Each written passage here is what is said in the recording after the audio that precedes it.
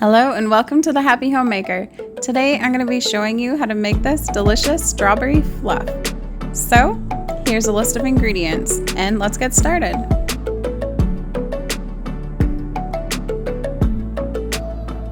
Let's start off by adding our cottage cheese to a medium bowl.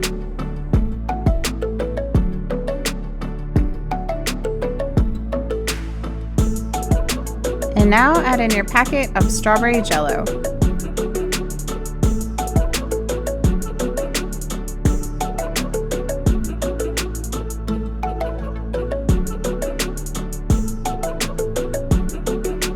And now mix it together until all the crystals are dissolved.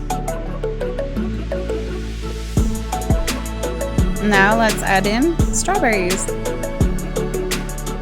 and mix that together.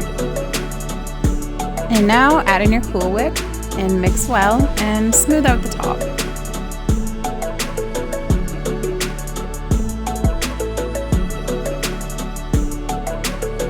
If you want, you can add some strawberries on top just to make it look a little bit cuter.